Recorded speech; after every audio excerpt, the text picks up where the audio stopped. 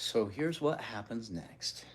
Beezus and Ramona both looked forward to Friday afternoons after school. Beezus because she attended the art class in the recreation center in Glenwood Park. Ramona because she was allowed to go to the park with Beezus and play in the sand pile until the class was over. This Friday, while Beezus held Ramona by the hand and waited for the traffic light to change from red to green, she thought how wonderful it would be to have an imagination like Ramona's. Oh, you know Ramona. Her imagination runs away with her, Mother said, when Ramona made up a story about seeing a fire engine crash into a garbage truck.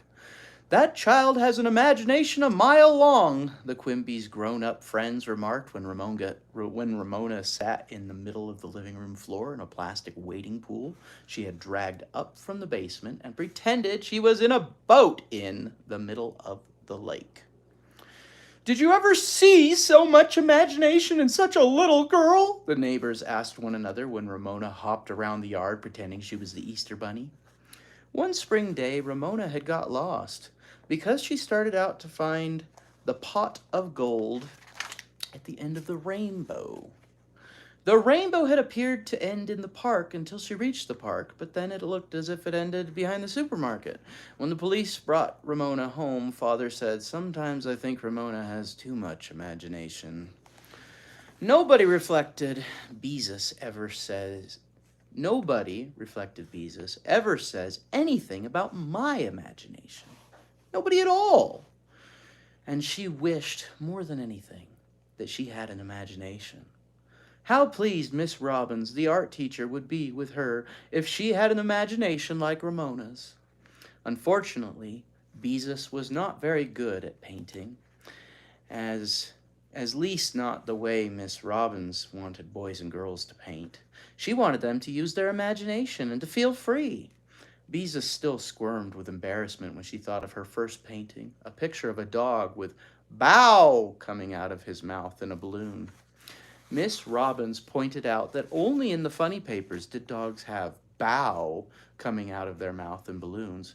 Bow in a balloon was not art. I guess she means like Bow Wow.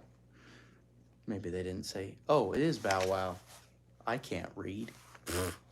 Bow Wow, all one word. No space in between. Yeah. A cartoon bubble saying Bow Wow was not art to Miss Robbins.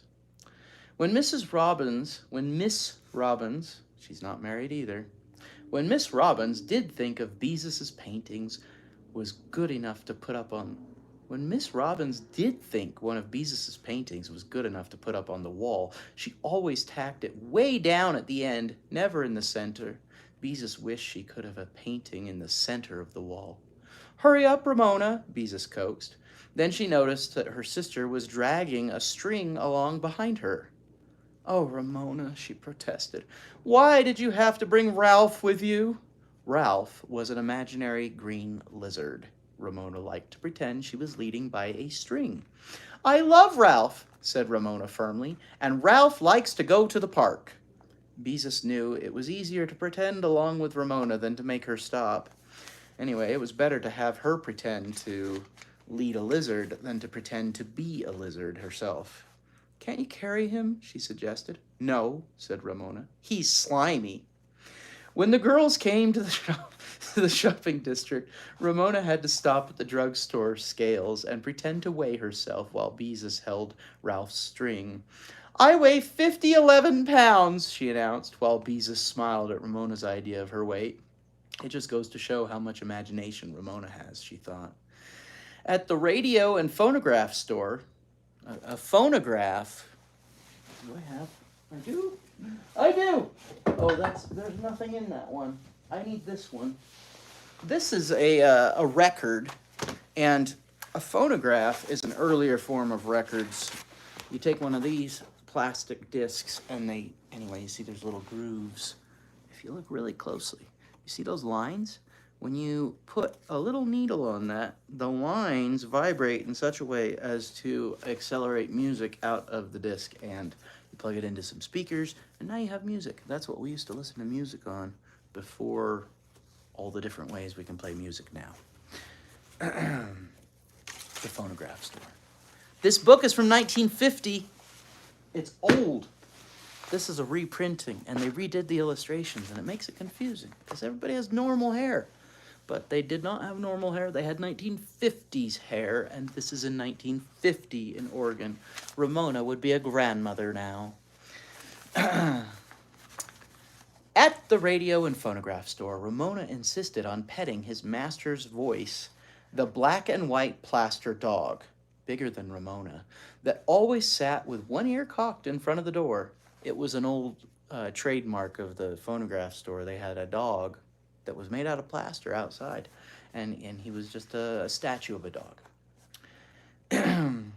Beezus thought admiringly about the amount of imagination it took to pretend that a scarred and chipped plaster dog was real.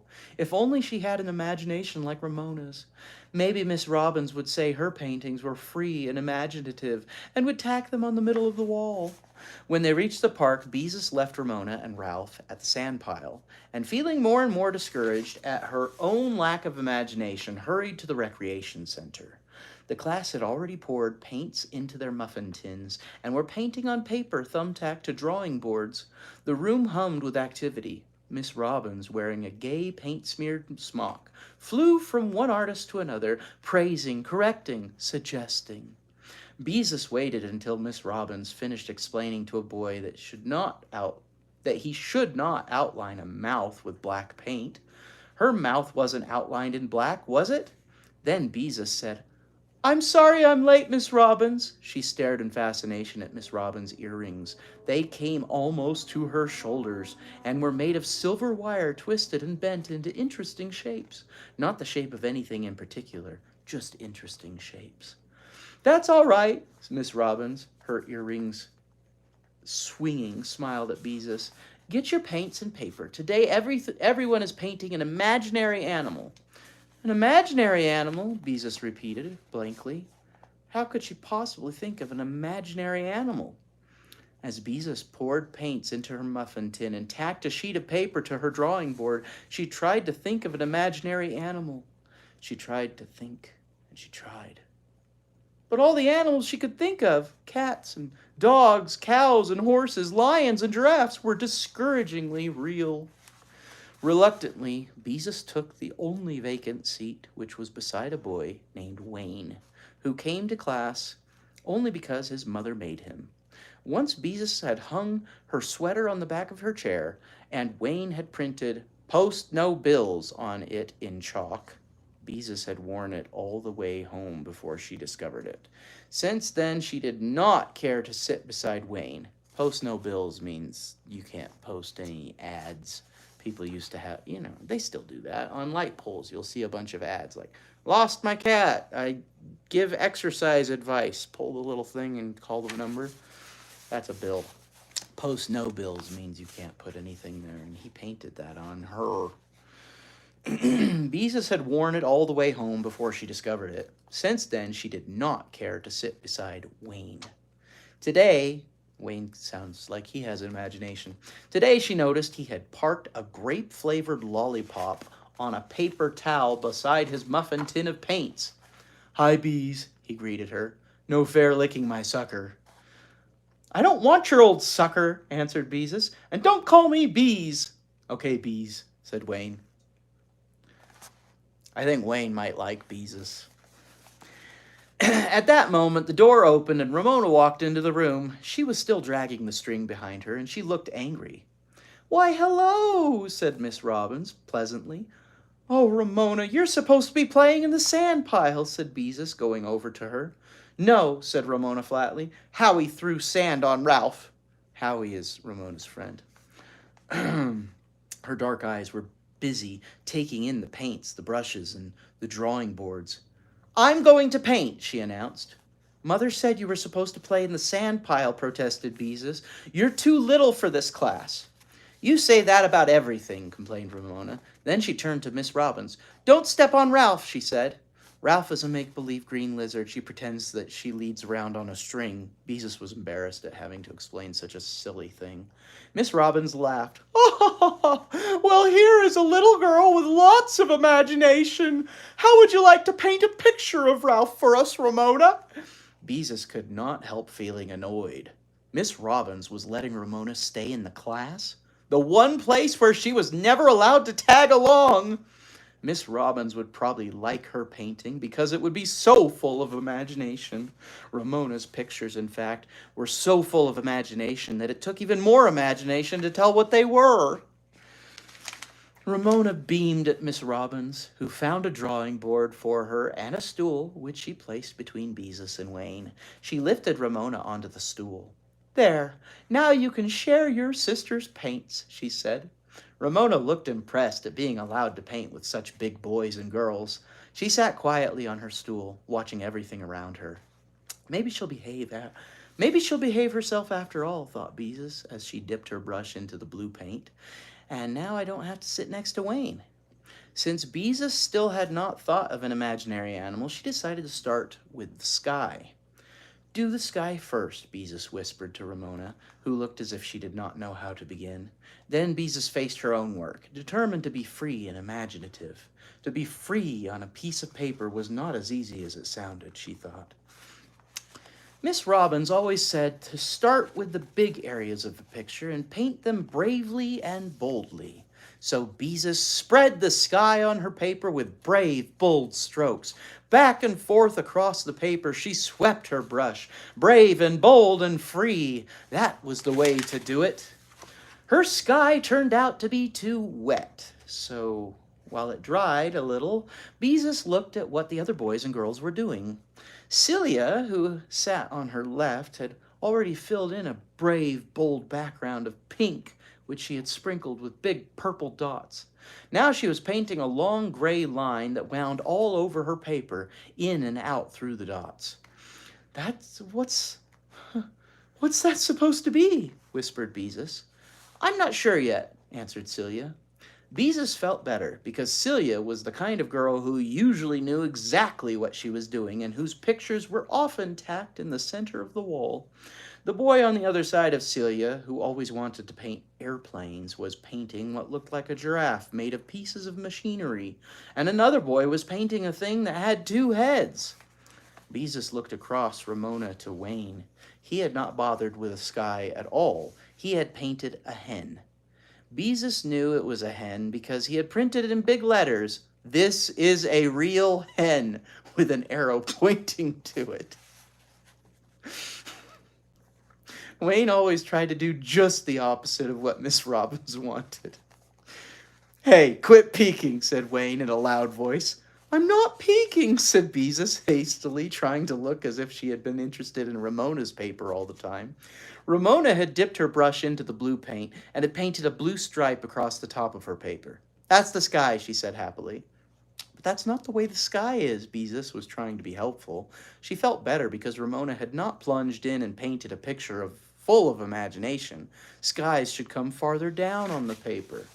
"The sky is up," said Ramona firmly. Beezus decided she couldn't waste time explaining about skies, not when she still hadn't thought of an imaginary animal.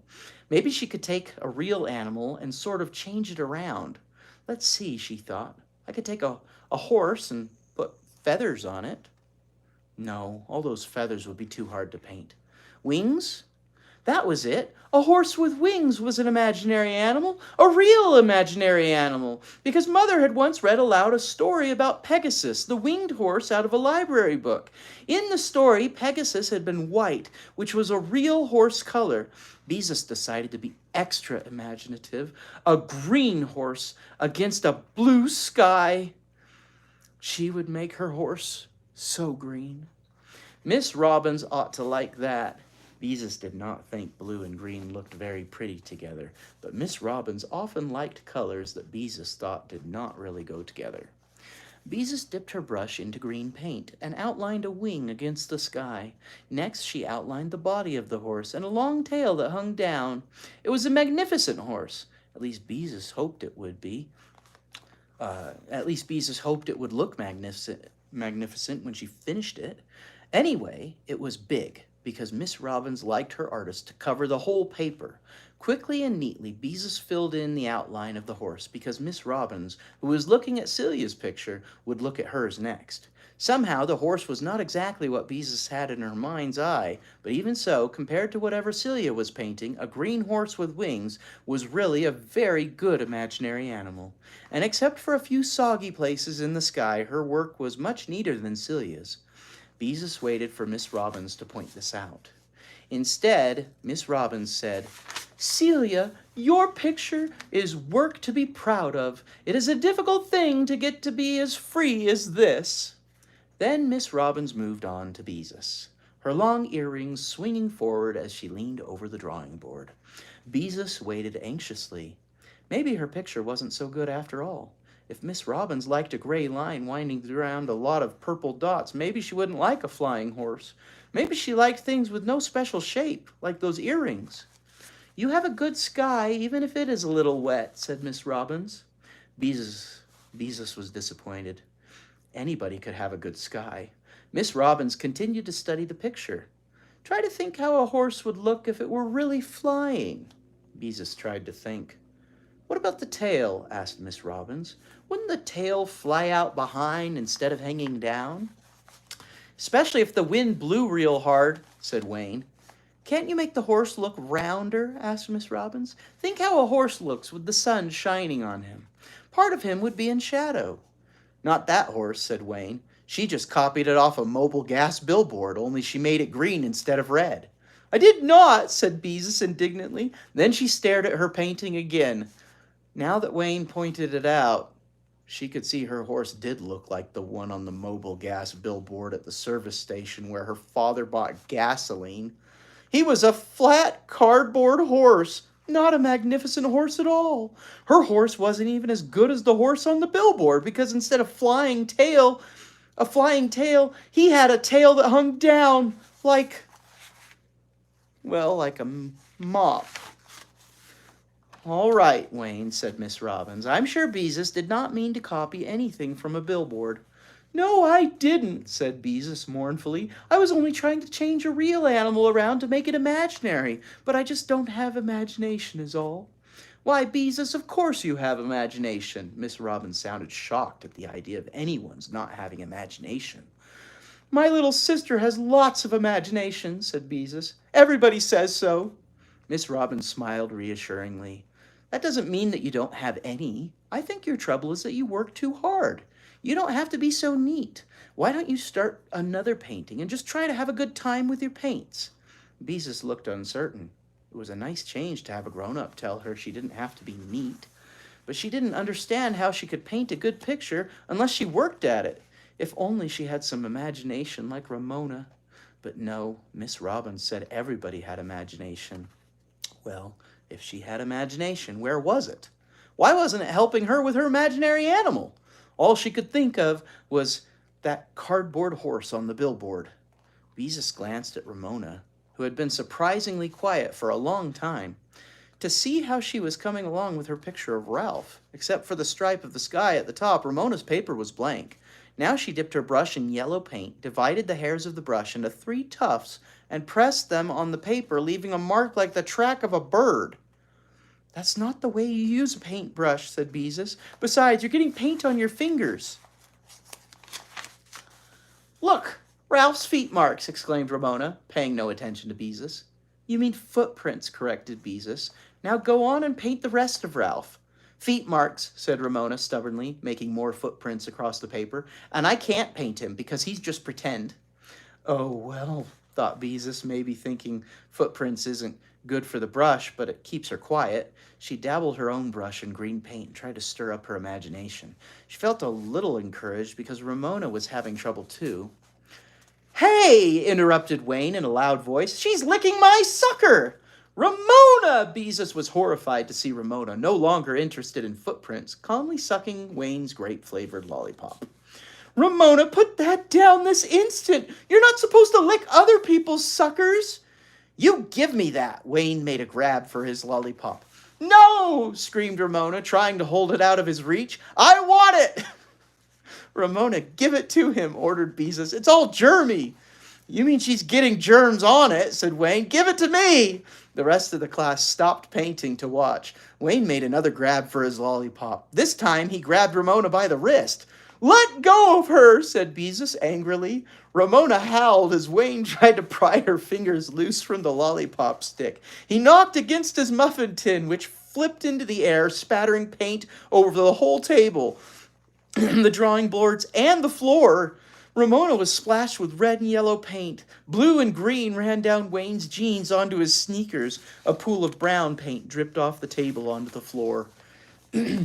Now see what you did, said Wayne after he had pried his sucker out of Ramona's fist. See what you did, contradicted Beezus, picking on my little sister like that. She picked up the paper towel the sucker had been resting on and began to wipe the spatters off Ramona, who continued to howl. Boys and girls, Miss Robbins raised her voice, let's be quiet. When the room is quiet, I know you're thinking. Lots of people don't know you have to think while you paint. Then she turned to Wayne. All right, Wayne, you may get a damp cloth and wipe up the paint.